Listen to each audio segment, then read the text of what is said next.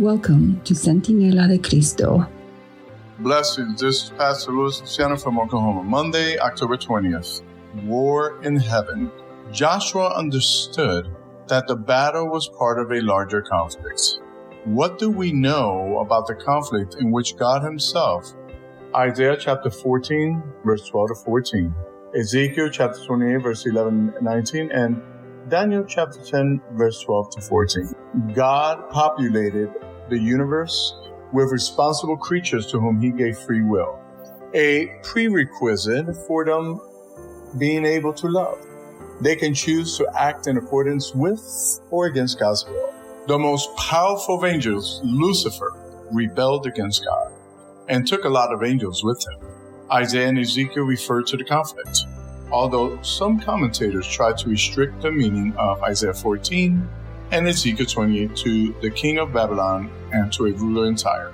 However, there are clear indicators in biblical texts that point to a transcendent reality.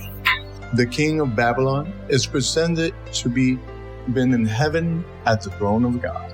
Isaiah chapter 14, verse 12 and 13. And the king of Tyre is said to have resided in Eden as a protective cherub on God's holy mountain.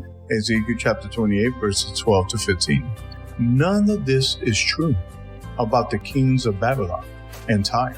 Neither can it be said that the earthly kings, that they were blameless and the signet ring of perfection. Consequently, these characters point beyond the literal kingdoms of Babylon and Tyre. Isaiah presents a parable, a Hebrew word meaning mashal, which conveys a meaning beyond the immediate historical context. In this case, the king of Babylon becomes a paradigm of rebellion, self-sufficiency, and pride.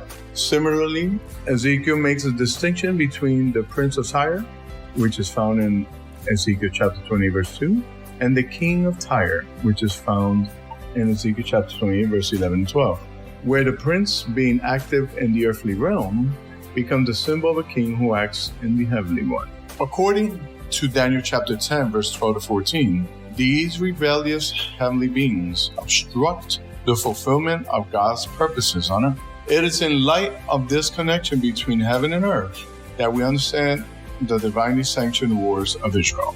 We need to recognize them as earthly manifestations of the great conflict between God and the enemy, and between good and evil, all ultimately with the purpose of restoring God's justice and love in a fallen world.